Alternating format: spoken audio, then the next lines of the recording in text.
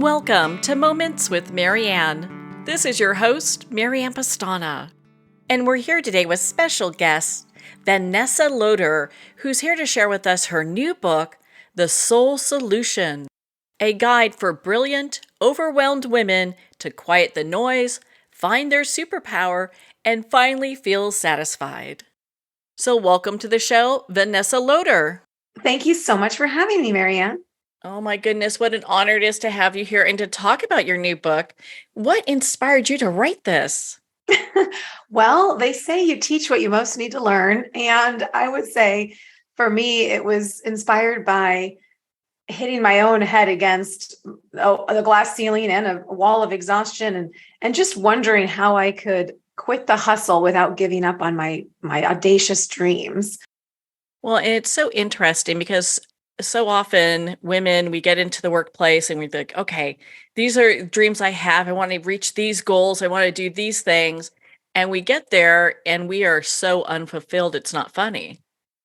Yeah, exactly. And so that was my own experience where I was, an overachiever my entire life. I went to an Ivy League school, graduated top of my class, worked on Wall Street, got my MBA from Stanford, was, everything on paper looked great. And I had, in theory, climbed to the top of the ladder only to realize wrong ladder. I thought once I got to some sort of end destination of success, I would have the joy and the fulfillment and really the peace of mind that I was longing for. And yet, no matter how much I achieved, I found myself lying in bed at night with my mind just racing, thinking of all the things I didn't get done that day and all the things I needed to get done the next day. And I remember having this moment where I thought, this is success, this feeling of constantly striving and trying to meet other people's expectations, not taking care of my own needs. So I felt like in some ways the playbook itself was flawed. And I started to question, my own definition of what it means to be successful, what it means to quote unquote have it all. Because I think for a lot of women, we've internalized messaging that having it all means we need to do it all for everyone else all the time. And so I had my own kind of crisis breakdown, and I started learning and studying about mindfulness and the neuroscience behind stress and how to, lower my stress and anxiety using neuroscience. And I got trained even in things like hypnosis and past life regression healing. I mean, I really kind of got like a PhD in soul searching. And I ended up changing so much that I quit my job in finance and have built a business over the last 10 years, teaching some of these tools and strategies to other people, and particularly to women. And so the book is really a culmination of a lot of what I've learned over the last decade. And in a lot of ways, I consider it a roadmap to come back home to yourself, to your own inner truth, your inner wisdom and guidance, and learn how to trust that and live from that place at your own center when you go out into the world.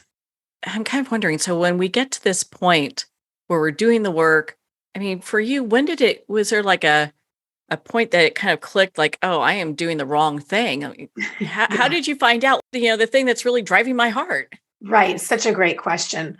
For me, for some people, there's a major crisis that triggers an awakening, like frankly, the death of a loved one or the ill or severe illness of a loved one or of yourself. One of the signs I talk about in the book is how the body never lies. So a lot of women who come to me are struggling with things like unexplainable migraines, chronic pain, back pain, hypertension, insomnia. So those can be some of the signs. Sometimes people are jolted into this type of awakening with a crisis, like a health crisis or a relationship. For me, it was more this slow, quiet tug that began inside myself, just this feeling of I'm meant for more. I know in my bones there's something else out there for me. And I would look at the partners at my private equity firm and think, here I am, I'm on track to be a partner at this firm. I'm a vice president, I'm making plenty of money. And yet I would look at them and think, I don't really want that job. And then I remember thinking, maybe there's something wrong with me. Maybe I'm lazy or just not motivated. What's going on? And I was on a walk along the beach in Crissy Field in San Francisco. And for me, and I think for a lot of people, being in nature is a way to reconnect with, your core self, what I would call your soul. And I was on this walk thinking about my life and all the things I'd done and the paths I had taken, the paths I had not taken. And I was thinking about quitting my job. And for a while, I had decided I was maybe going to start this baby products business, actually. And I had done a consumer survey and market research, and I was going to raise venture capital so I could pay myself a salary as soon as I quit my job. I was being very Stanford MBA about the whole thing. And then I went on a walk along the beach, and I had this moment where I thought, wait a minute, what am I doing? I don't give a crap about baby products. I'm just thinking about this business idea because I think it's a good business idea and it would make money, but I'm not actually passionate about it. If I start this company, I'm just going to be an unfulfilled entrepreneur instead of an unfulfilled private equity investor. And it was this moment where, walking along the beach, this thought came through me where I thought, my entire life, I have been following my ego, my mind, and my wallet, and not my heart or my intuition. And maybe that's why I'm so unfulfilled. And I remember thinking of that expression, if you keep doing what you've always done, you'll keep getting what you always got. And so I thought, well, if my goal is to find deeply fulfilling, satisfying, purposeful work, maybe I should take a radically different approach. And instead of doing what culture or our society deems is the next most valuable or important thing, maybe I should try an experiment. So what I did is I decided, all right, I'm going to quit my job with nothing planned. And all I'm going to do for 6 months is follow my heart and my intuition. I don't even know what that means. I don't even really know how to do that. But that is my commitment to myself with the clear intention of finding work that I love. So I'm doing it in service of that goal. And I figured if at the end of the 6 months I hadn't found something I really enjoyed, I could always go back to finance or, take a safe job again. And it was wild, Marianne. Within 2 weeks of quitting my job, all these people started coming to me for coaching advice because they wanted to quit their jobs. And at the time, I was paying attention to what I call in my book your energetic breadcrumbs, which are those moments when you feel really energized and alive and curious about something, or when you have more energy at the end of an activity or a conversation than you did at the beginning. And I noticed I would leave these coffee meetings and lunch dates with all these people who wanted coaching advice feeling so energized. And at the time, I was 3/4 of the way through a coaching certification just from my own, soul searching, not thinking I would turn it into a business. But that was one of my first early energetic breadcrumbs where I thought, oh, wow, maybe I want to go into executive coaching or leadership development. And things unfolded so rapidly from there. It was wild. And a lot of the tools and processes that helped me get the clarity I needed are exactly what I outline in the book, The Soul Solution, because I want other women to learn this way of being, this type of process to unpack and uncover your own energetic breadcrumbs and your own unique gifts, the things that you're naturally really good at, that you really enjoy doing. Because what I found is when you want to create a deeply satisfying life, you kind of have to live from the inside out instead of from the outside in. So instead of focusing on what other people want from you, you really have to take some time and space alone to get clear on what are my core values and what are the beliefs that I've internalized around what it means to be successful or to be a working woman or to be a mom, and how can I unwind some of those and choose with more intention.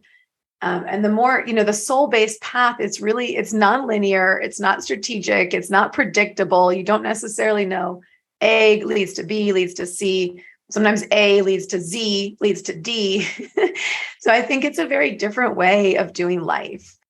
So before we go too far down the road, I'd love for you to explain what the soul solution is for our listeners. Sure. So it's a book for women who are tired of doing what they should do or people pleasing, achieving for achievement's sake. They're looking for more. They don't, they want to have it all, but they're tired of how society has defined what all really is. So they're looking for more, but they don't really know what that is or how to find that. And fundamentally, the Soul Solution offers a roadmap to learn how to listen to and trust your own inner guidance and inner truth in any situation, big or small, so that you can create a deeply satisfying and fulfilling and joyful life. Thank you. I appreciate you doing that. Yeah. And it's interesting. Do you ever get like women that come up to you and say, well, I don't really have a deep connection with my intuition. I'm not really sure what to do. I mean, how do they go forward at that point? Yes, that happens all the time. And that happens to all of us if we haven't kind of been on this type of path or lived in this way before. So many women say, what does that even mean? And the thing is, everyone, your instincts are there. Sometimes you just need to bring them to the surface a little bit more. And it really is just like going to the gym and weight training. The more you start to tune into your intuition, trust it and follow its guidance, the easier it becomes to strengthen that ability going forward. And I like to joke, when women are like talking to me or reading a book, they'll say, I don't really know if I'm how to follow my guidance. And I'll say, well, here you are talking to me right now. What led you to that moment?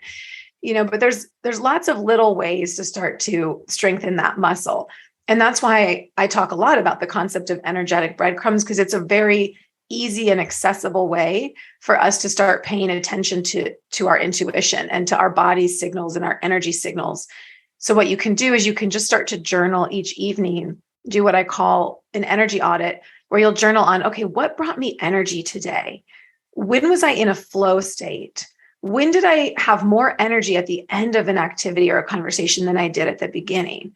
And really start to peel back the layers of that. So if you were really energized in a conversation with someone, what was it specifically about that interaction that energized you? Was it the person you were speaking with? Was it the topic you were talking about? Was it that you offered some insight and you could tell it really landed with the person? So you're just starting to notice the things that make you feel alive and track them. And then you're going to learn how to engineer your life to have more of those kinds of experiences. That's such a great analogy, being able to, because you can visually see the breadcrumbs. You're like, okay, this makes me happy. I'm enjoying this. I feel like I'm resonating with that. So I think it makes it easier for women to really go to find what it is that brings them joy. Exactly. And, sometimes these things can sound a little bit, I don't know, esoteric. And so it can be helpful to have stories of how other women are applying these tools. So one of the stories that I think is really helpful is I had a client years ago who worked in nonprofit, and she was tired of fundraising. So she didn't want to work at this nonprofit anymore, but she still wanted to do something to make the world a better place. And so I had advised her to start to tune into her intuition and follow her energetic breadcrumbs. And so she said, Vanessa, I've always been interested in video editing. I know it's so random. And here's the thing, Marianne, our soul whispers, what I call our soul whispers and our energetic breadcrumbs, our ego and our mind often will judge them as random or weird or insignificant or not important or just crazy. So if your mind is coming in thinking something is quote unquote random or weird, that's actually often a sign that you are on track with something that is really resonating with your soul, your core self. So anyway, she said, okay, it's so random, but I've always wanted to take these video editing. So she found a video editing class at Stanford and for alumni and took that. And then separately, this woman invited her to coffee she had no strategic reason to connect with this person. And yet she said, I can't explain it, Vanessa, but something inside of my body like kind of got excited or jumped up when I got this invitation. So I listened to it and I trusted that impulse because you're telling me to follow these energetic breadcrumbs. So she went and got coffee with this woman. 4 months later, that woman that she got coffee with introduced her to another person who was looking to hire someone to help nonprofits tell their stories through video. And that's just a perfect example. And so she was the ideal candidate for the job and she got it. And that's how the breadcrumbs can unfold. She wasn't at a place where she could have articulated, what I want? I want to help nonprofits tell their stories through video. She didn't even know that. And even if she had defined that, she could never have figured out that woman was going to introduce her to that other woman. She couldn't have in a linear way predicted all of that. And yet by following her own inner impulses, her natural inclinations, the things that made her body, I talk a lot about when something feels like a whole body yes. This is something I got from my mentor, Katie Hendricks, versus when it feels like a whole body no, or when you get a whole body maybe. So how can you start to listen to that wisdom and honor it in the choices you make in your daily life? And when you do, you'll be amazed at how much better your life will get and how quickly things will unfold for you. So how can we differentiate if we are listening to our soul or to our ego? What are some of the kind of like key phrases to let us know who's in the driver's seat? Yeah, really great question. And, I actually even have a chart in the book to help explain this, because even though I talk a lot about soul, I'm still an overachiever. So, there's a checklist in the book, but basically the ego has this quality of never enoughness to it. And it's often pushing, it's this loud, demanding voice internally versus the soul voice. It's kind of like a gentle tug or a gentle whisper, or it pulls you. The soul voice is very unassuming. When you hear it in your own mind, it's like a very little whisper. And what I like to talk about is how the soul often comes through in these little slivers of silence we create in our mind versus the ego is like loud and adamant and demanding all the time. The ego is also focused on control and pleasing others. It's very logical, realistic, strategic. It likes to have a predetermined plan. It's a little more about force and effort. It often feels unsatisfied or as though you're chasing external validation, or you might feel stagnant or burned out, or you're focused on advancement rather than alignment, or maybe you feel unworthy or in fear. The soul, on the other hand, has these qualities of surrender and grace. It's about pleasing yourself, savoring life. It's often irrational or non-strategic. So you might label it as crazy or weird, as I mentioned, or, it doesn't make sense. It has this emergent, meandering quality to it. It's much more when you're in a state of flow or ease. You feel clear and fulfilled and connected to your inner values. It also leads to these feelings of expansion and creativity, energy, feeling energized and aligned. And it's also, at its heart, based in this feeling of being intrinsically worthy and grounded in love. That I translate this for, working women, because I think the word soul can feel, not everyone resonates with it, and it has a lot of baggage to it. And it can almost feel intimidating or daunting. Like, well, I have to connect with my soul and find my soul's purpose. Like, how do I do that? And so one of the things that I've done to break this down for working women is to think about it as going from a state of hustle to a state of flow. So whether you're working on a project at work, or if you're at your school at a networking event and you're like, oh, I got to make more friends, I got to network, and you're in kind of a hustle energy with it, you can feel what that's like in your body versus when you're in a state of flow and you have a clear intention, but you're also trusting that everything's going to work out well. So helping women, I have a lot of resources and guided meditations and classes I teach on how to go from a state of hustle to a state of flow. And I think that's a way that's a little more tangible to kind of get us out of ego and more in a core self or soul-centric way of being. I really appreciate in your book, you talk about choosing to feel good instead of should. And that's such a big deal because so many women do that. They get that should, and they're like, oh, I should be doing this. I should be doing that. We overcomplicate things.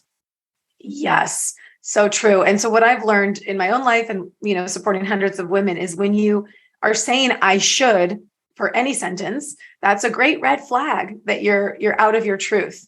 So, I use the word should as a red flag in my own life. So if you're saying anything like, oh, I should, stay at this job because XYZ, or I should go to my friend's, party, even though I'm exhausted. I should volunteer at my kid's school, all these things that we do.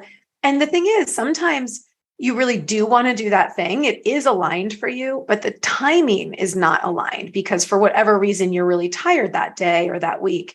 And we still push ourselves and say yes to things that we don't want to do. And so part of the soul solution is to start to say no to what's not aligned, because that is actually what creates the space for what you really want to come through. Do we need to really prioritize time for us? Yes, we do.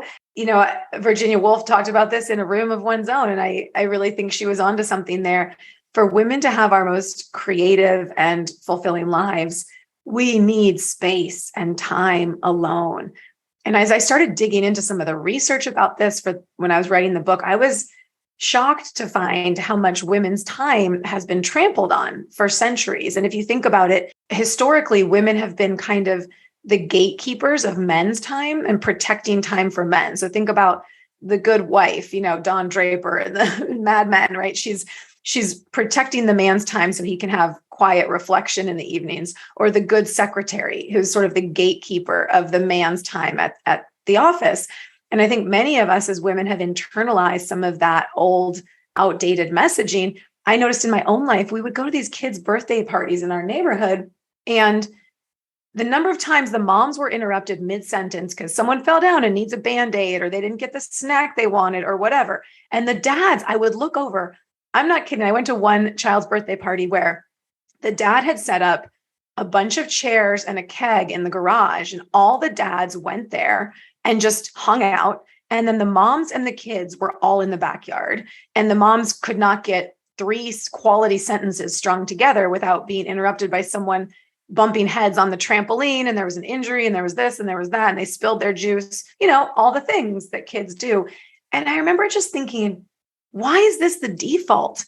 The majority of these couples are dual income couples, and yet the moms did not sit down once at this entire children's birthday party. And for me, that was kind of a revelatory moment about how things have been set up and why women are so dang burned out and exhausted, because we really are burning the candle at both ends and we're not getting a break. Historically, women have been kind of the gatekeepers of men's time and protecting time for men. So think about The Good Wife, Don Draper and the Mad Men, right? She's protecting the man's time so he can have quiet reflection in the evenings, or the good secretary, who's sort of the gatekeeper of the man's time at the office. And I think many of us as women have internalized some of that old, outdated messaging. I noticed in my own life, we would go to these kids' birthday parties in our neighborhood, and the number of times the moms were interrupted mid-sentence because someone fell down and needs a Band-Aid, or they didn't get the snack they wanted, or whatever. And the dads, I would look over. I'm not kidding. I went to one child's birthday party where the dad had set up a bunch of chairs and a keg in the garage, and all the dads went there and just hung out. And then the moms and the kids were all in the backyard, and the moms could not get three quality sentences strung together without being interrupted by someone bumping heads on the trampoline, and there was an injury, and there was this and there was that, and they spilled their juice, all the things that kids do. And I remember just thinking, why is this the default? The majority of these couples are dual income couples, and yet the moms did not sit down once at this entire children's birthday party. And for me, that was kind of a revelatory moment about how things have been set up and why women are so dang burned out and exhausted, because we really are burning the candle at both ends and we're not getting a break. It's really important for women to break away from all the demands, the outside demands, and get some time and space alone to ask some of these deeper questions. I would think the moms also could be a little bit frazzled if they're taking that time off and checking in with the family, making sure the house isn't burnt down and everything's going okay. Because, it seems that things get a little chaotic sometimes when they were with their dads, but that's because they're not used to that, right? Yes. And I love, Tiffany Dufu's book, Drop the Ball, right? We do have to be willing to let go of control and let things slip through the cracks. And I actually went away this past weekend for a day and a night. And this is the thing I think a lot of women do. I wrapped the present for the birthday party that my daughter was going to be going to while I was gone. And then while I was there, I was thinking, oh my gosh, I told my husband to tell her to make the homemade birthday card to go with the gift, but is he going to remember? And I was thinking of texting him. And then I said, no, he's in charge.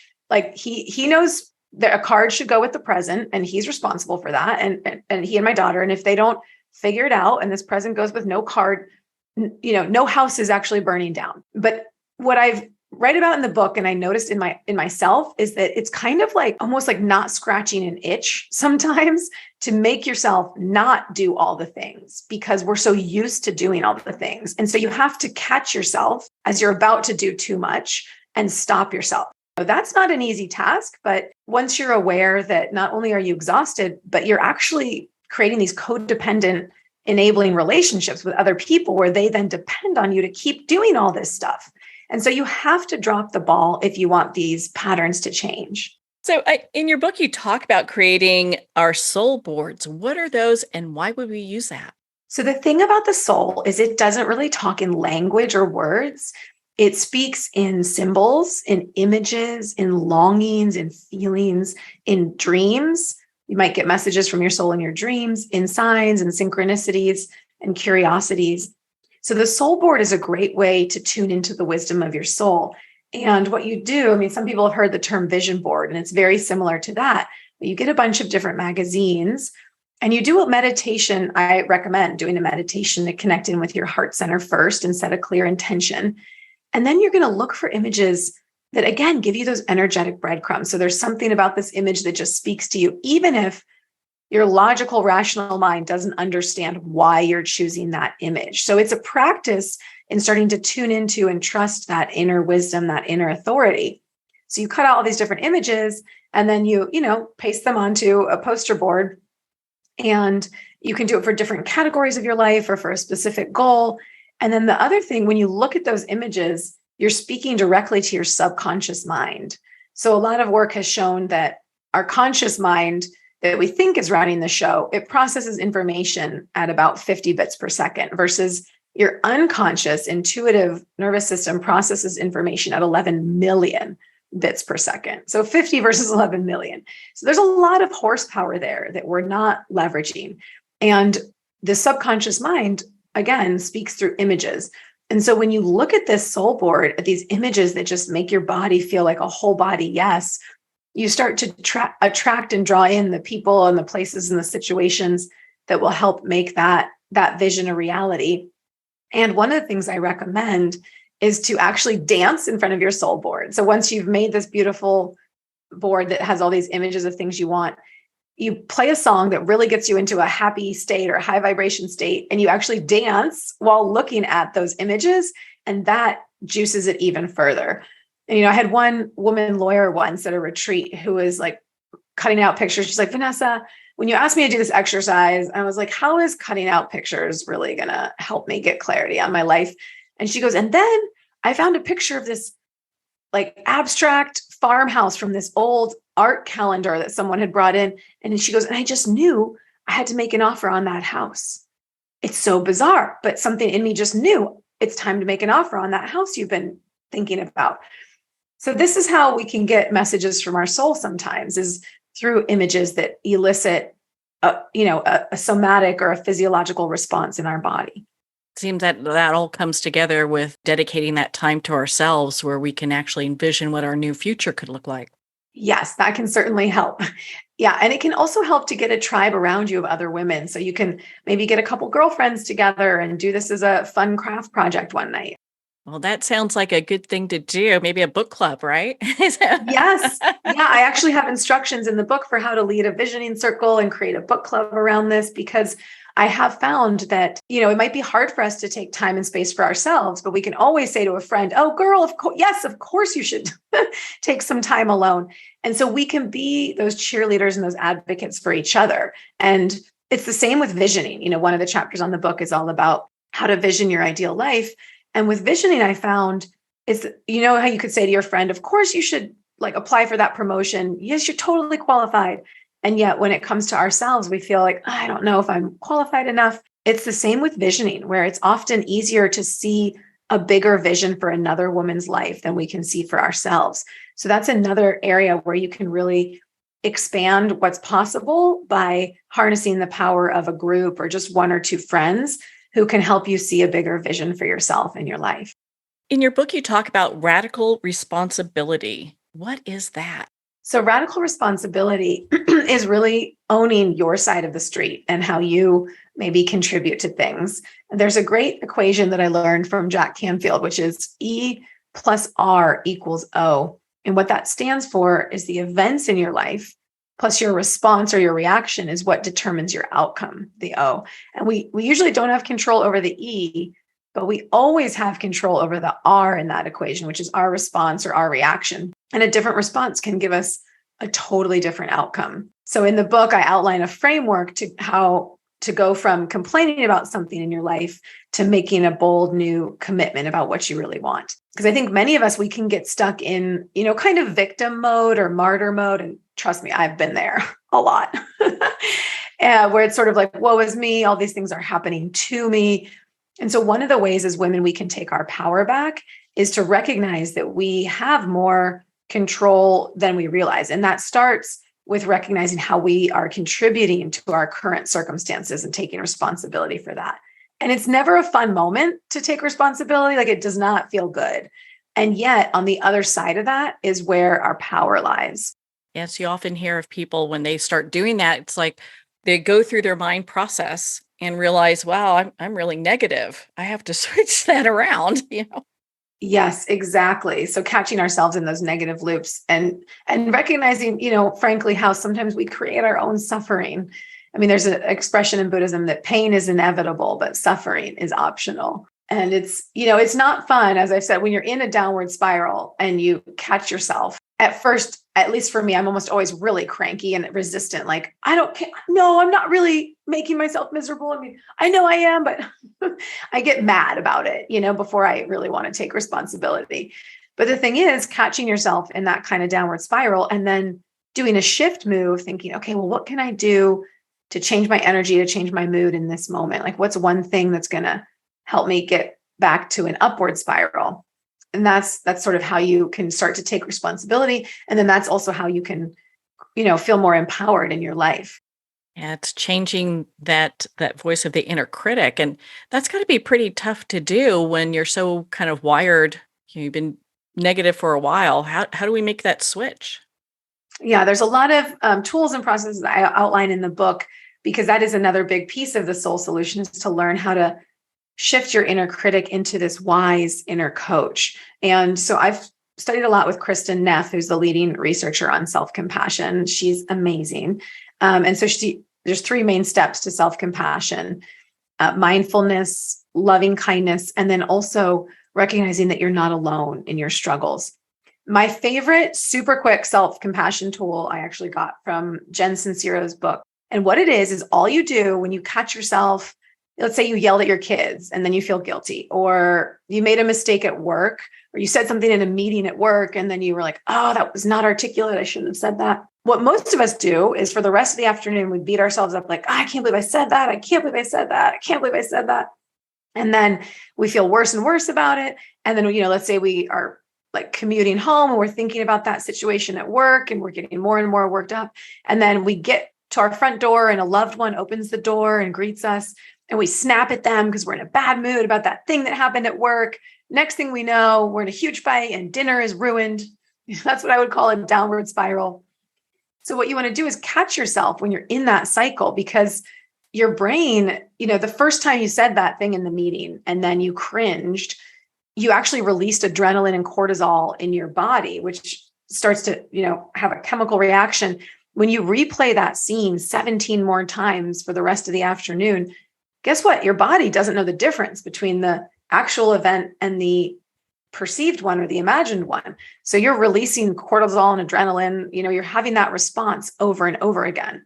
And so that's where that equation E plus R equals O can be useful, where you notice, oh, wait a minute, my response right now is to keep replaying this terrible thing that happened. That feels horrible. So let me choose a different response. Let me think of 3 things I can appreciate about myself and how I've showed up at work lately. Or what I was going to say is that my favorite quick self-compassion tool from Jen Sincero's book, You Are a Badass, is all you do is you say to yourself, I'm just a little bunny doing my best. And it sounds so silly, but it kind of pops you into humor. And try it the next time, you yell at your kids or you make a mistake, and just go, take a deep breath and say, I'm just a little bunny doing my best. It just reminds you, we're all human. We're all messing this up many times a day. I mean, I wrote a whole chapter in my book about it, and I teach about this stuff, and yet I struggle with it daily. I remember a time I was dropping my son off at preschool, and these other 2 moms were talking in the parking lot, and they were like so cool, and I wanted to be friends with them. And they looked kind of like not done up, but they were in like nice yoga clothes with like their makeup on at whatever 8:30 in the morning, and I was in sweats with a big stain on my chest and like a puffy vest I've never liked, and I hadn't washed or brushed my hair.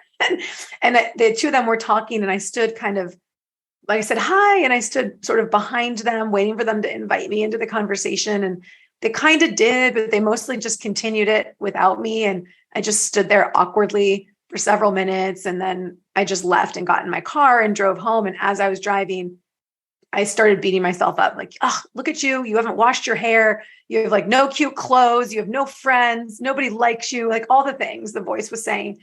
And I caught myself in that moment, and I had a soul solution moment where I shifted and I thought, okay, I'm just going to take 3 deep breaths, and I'm going to look at the beautiful trees around me and notice the leaves rustling in the wind. And I just presenced myself and I calmed myself down. And then 1 minute later, this voice came back and was like, well, I mean, you really should maybe buy some cute yoga clothes and like those cute new sneakers you've been looking at. And this time, it was still the inner critic, but it was sneakier because it kind of sounded like a caring friend or a relative who just wanted me to upgrade my wardrobe. But it was still coming from a place of feeling inadequate and not good enough. And I really found myself thinking about like which clothes and shoes I should buy for a couple minutes before I caught the voice and was like, oh, dang it. That was still the inner critic, just like, coming in a sneakier form. And so our ego is very creative and it can cut, it'll twist and turn. But if you pay attention, you'll start to catch yourself in these moments and make a different choice. So again, I just paused, I presenced myself. I set an intention to be kind and gentle with myself. I thought about 3 things I did appreciate about my current wardrobe. That's another great game I like to play, is whatever way you're criticizing yourself. So some days I feel like I'm not being a good enough mom. Other days I feel like I'm not being a good enough entrepreneur and I haven't done enough to build my business. So wherever I'm feeling inadequate, whichever category, that is the category I will then appreciate. And I'll think, okay, well, what are 5 things I've done really well as an entrepreneur today or in the last month? Or what are 5 things I've done well as a parent this week? Oh, my kid had a meltdown and I was really patient with her actually, and really calm. And I stayed with her through that whole meltdown and didn't lose my marbles. That was really great that I did that. And so you're just starting to steer your ship in a slightly different direction in all these micro moments. And all those micro changes, they add up over time to real lasting transformation. I understand that's when you have your mommy timeouts, right? Yes. Oh my gosh. Yeah. My kids tell me to take mommy timeouts. Well, here's the funny thing too. I mean, I love the irony about what I do, because here I am attempting to coach women on how to listen to the soul versus the ego and be more mindful. And I'm just as human as everybody else. That I got to tell you, I mean, it's been hilarious even telling people about this book I wrote that's all about differentiating from soul and ego. And yet my ego keeps coming in and being like, you didn't sell enough books. And I'm like, oh my gosh. So the mommy timeouts thing is really funny, because I was speaking at this event with all these entrepreneurs and women leaders from this exercise club called the Daily Method. And it was for all their franchisees and their owners. And one of the women said, oh yeah, we have this chime bell in our house. And anytime anyone in the family gets really upset, like angry, or they're yelling, or they're having a big emotional response, anyone in the family can go and ding the bell, and everyone has to stop what they're doing and take 3 deep breaths. And I thought, oh my gosh, what a great tool. This is like everything I teach, and it's such a great way to bring it to the family. So I came home from that talk and I told my kids and my husband, I was like, you guys, I got this great idea. We're going to get this bell. And she said she got her children to help choose like where to put the bell in the house. So my kids got really into it. And I had, of course, a little meditation bell. So I was like, okay, where do we want to put it in the house? And so we found a special table for it. We put it in there. And in my mind, I'm like, I'm thinking I'm so superior and I'm going to train my family to be more mindful, right? Guess who got dung on the bell first for being really angry? Me. Within like 2 hours of putting the bell out in the house, we were in the kitchen and I got really frustrated about something. I started raising my voice. And at the time, I think my son was like 4. He looked me in the eye and he ran straight to the bell and he started dinging it. I was like, oh my gosh, I got dung first. And it was just, it's very humbling to teach all this stuff because, I'm just, like I said, you teach what you most want to learn, right? So yes, my children. And so now when I start to get heated, they'll just be like, Mommy, do you need a timeout? I'm like, Oh yes, God. Mommy does. Mommy needs some quiet time to calm herself down. That is too funny. It's interesting with you bringing this into the family, man, your kids are going to have such a head start because not only are you showing them how to do different practices, but we're also human. It's going to Yes. happen. Yep. Yep. Yeah. I think, we've grown up with this weird parenting ideal, like the parents should be the authority figure who has everything figured out and doesn't ever struggle, as if I think the old model was that we thought that would serve our children. And I think what a lot of parents are discovering is that it actually helps kids to know that if we can be vulnerable and authentic with them and share our messy selves and our messy lives.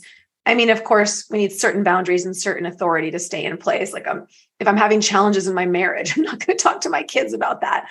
But, a lot of our daily struggles, when we share them with our kids and with other people and friends, I find it always brings us closer. Can easily see how that would come together. And kids are so just perfect because they're going to be the first ones to go ring that bell if anything's out of place. Yep. Yep. So I learned. What a great exercise. What a great exercise. My goodness. Well, and I know you go into this you have so much that talks about the inner critic and how we work through that. And I love this example that you give. What are some other examples that you have? So one of the other things you can do, I have a whole guided meditation on my website. You can find that on the book page, because it's great to do a guided self-compassion meditation. So there's lots of, apps and places where you can find that. You also want to tap into common humanity. That's one of the aspects of self-compassion that PhD Kristen Neff talks about. So some version of recognizing, oh, other people have felt this way too. So the first step is to acknowledge your suffering, like, oh, this is hard for me. I'm really struggling with this right now. The second step is to access common humanity. Oh, other people have struggled with this too. I'm not the first parent to yell at their kids, or I'm not the only one at work who made this kind of mistake. So you want to find common humanity. And then the third step is to practice this loving kindness and to just see if you can find a way to be kind and gentle to yourself. And what I have found works the best is actually to imagine a really good friend of yours, maybe your best friend, is in the same situation that you're in. So they made the mistake at work that you made, or they yelled at their kids. And think about, what would you say to them? And I actually will write it out in like a paragraph form. Okay, my best friend Beth is struggling with this exact dilemma, even though she's not an entrepreneur, but you just pretend that she's in your situation. What would you say to her? And I'll write it out, a few sentences. And then what you do is you offer those same kind words to yourself. And because it can be really hard for us to be kind and gentle to ourselves in the beginning, if you'd like, if it works for you, you can imagine that other person, your best friend, saying those things to you that you just wrote down. And that's like a great way to very quickly access a more compassionate voice in your own mind. I love that. I think that's such a great exercise. When we look at our just generational, how we're being brought up and our viewpoints, doesn't that have a huge impact in what it is that we believe as we go forward in life? Yes, it does. We've internalized a lot of beliefs. There's this one client, this story just really stuck with me. Her mom grew up very poor, and they lived in Singapore. And then they ended up extremely wealthy, where they had like 8, servants, nannies, housemaids, a driver, like a chauffeur, all the things. And she said her mom, who grew up really poor, but was now very, very wealthy, if she came home to the house and there was a package of hot dogs that was expired or about to be expired, her mom would cook the entire package and eat eight hot dogs in one sitting, because she couldn't let any food go bad. So she would just eat this whole package of expired hot dogs, even though she had, servants and maids and nannies who would make her any meal she wanted. And to me, that story so illustrates the way that we have these patterns and behaviors and beliefs that, stem from our childhood, and they're very formative years.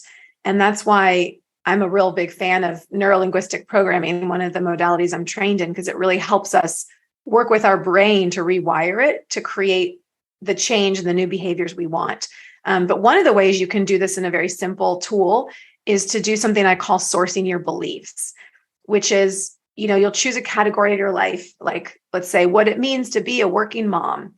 And you'll just write down in a journal, like, what did my mom say about what it means to be a working mother? What did my dad say about what it means to be? And even not in words, perhaps, but what did they infer through their behavior? What is the messaging that I got from, maybe you were adopted or you're raised by a grandparent, you don't have a mother or father, but the primary caregivers, what was the messaging you received about what it means to be, let's say, a working woman? And then you'll write down, what did teachers or the media say about that? What does our culture at large say about that?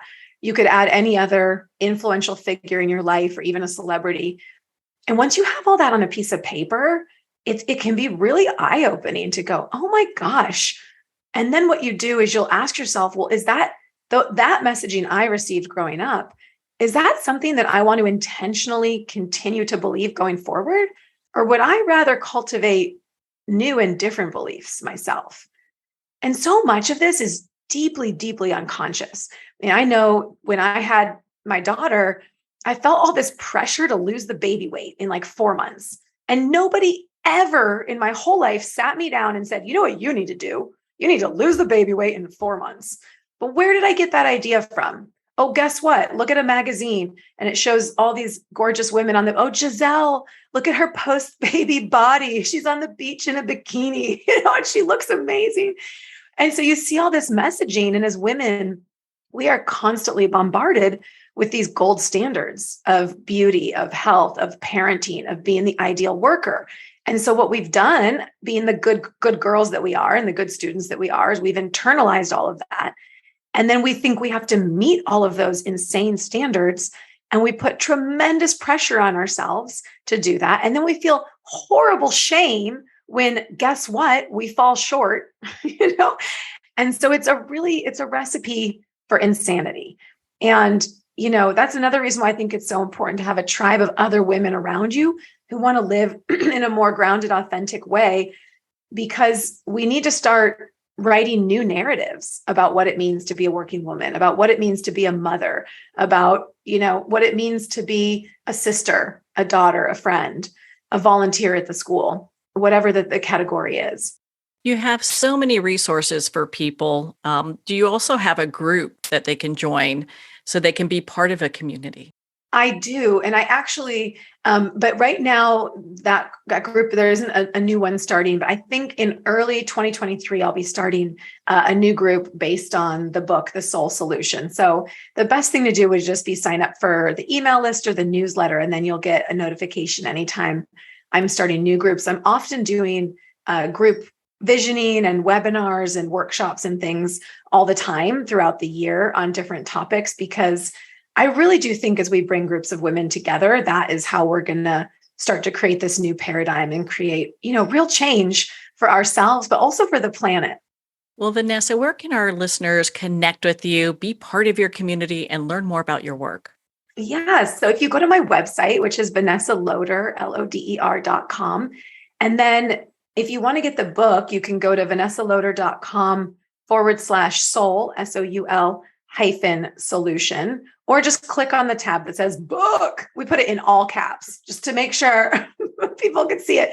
But if you buy the book through that page, I actually have a ton of free guided meditations and videos and downloadable PDFs as bonus gifts with the book. So that page, it actually links to all the retailers that have the book.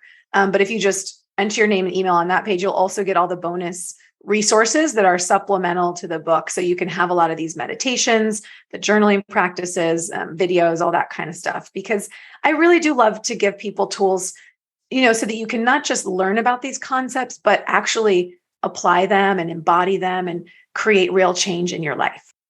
That's such an important piece, especially in a non-judgmental manner, because there's so much going on during this time. And I feel like your work really addresses that. Oh, thank you. I really appreciate that. Yeah. And the other thing I just want to say is I kind of find myself towing the line where a lot of self-help books for women, it's almost like we're inferring, oh, great, one more thing we need to fix about ourselves. Like we're the problem, And so I'm trying to express in the book how you are not the problem. And if you're overwhelmed and exhausted and burned out, there is nothing wrong with you. You are simply responding to the insane systems and culture that we find ourselves living in. And so it's so important for women to not go into shame or criticism and to view these tools not as hey, you need to fix yourself because you're broken and you're the problem, but to view these tools as, how do I take my power back in a world that continually negates it? Such an important question to ask yourself and community to be a part of. Well, Vanessa, thank you so much for taking the time to be on the show with us here today. Yeah, thank you for having me. It's such a joy. I really appreciate it. And I hope that if any women got energetic breadcrumbs hearing, me talk about the book or any of the other resources, that you'll follow those breadcrumbs. Well, thank you, Vanessa. It's been such an honor to spend this time with you and to talk about your new book, The Soul Solution, a guide for brilliant, overwhelmed women to quiet the noise, find their superpower, and finally feel satisfied.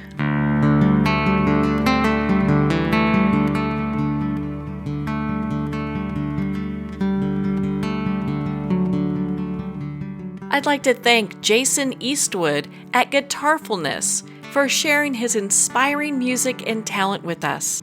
His music is known worldwide for cultivating atmospheres of harmony, inner peace, and clarity.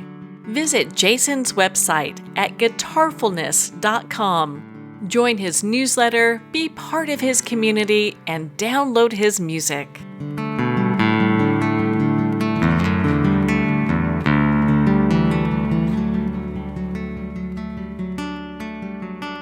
Well, we're at the end of our time today. I'd like to thank everyone for tuning in. You've been listening to Moments with Marianne, where we make every moment count.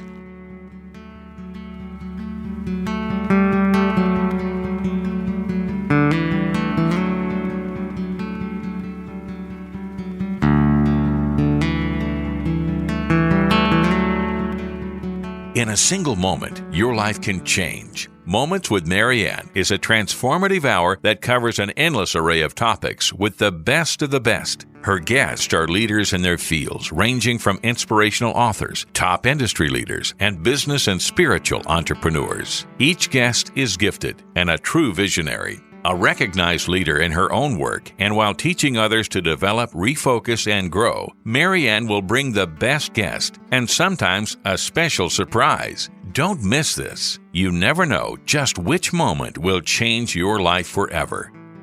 Make sure to tune in and visit momentswithmarianne.com for more information.